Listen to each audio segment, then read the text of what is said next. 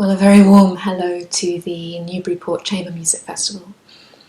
I've chosen the second movement of Rodrigo's Concierto de Aranjuez because apart from being a truly beautiful piece of music, it also has a great deal of personal meaning for me.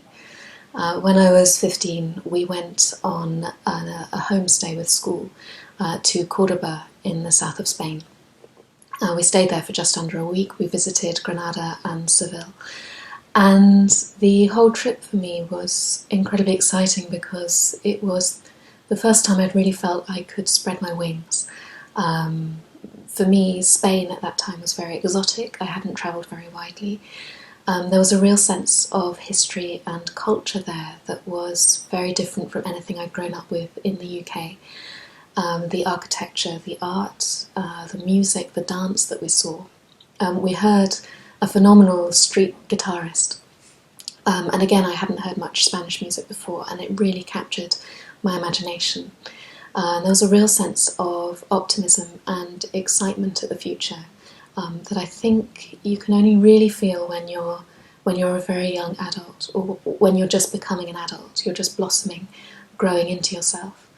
And that's not to say that optimism and excitement leave us in later life, but I don't think you can ever recapture the purity of those emotions and the innocence that you feel, in your mid-teens. Later that year, I was playing oboe with my local youth orchestra in Nottingham, and we were supposed to go on tour in the summer to the United States, but fundraising didn't go very well. So we ended up on a week-long residential course on the south coast of Wales.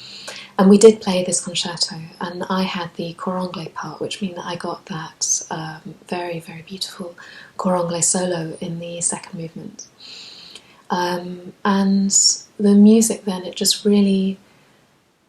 it really caught that sense of optimism that I'd felt when I'd been in Cordoba, in Seville, when I'd felt free and as if the future held plenty of promise.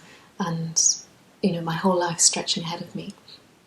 I've read more about the concerto since then, and Rodrigo and his wife Victoria never spoke openly during his lifetime about what had inspired the second movement. But after Rodrigo's death, Victoria wrote in her autobiography that it had been an attempt to capture the happy memories of their honeymoon, but also their devastation at the miscarriage of their first pregnancy.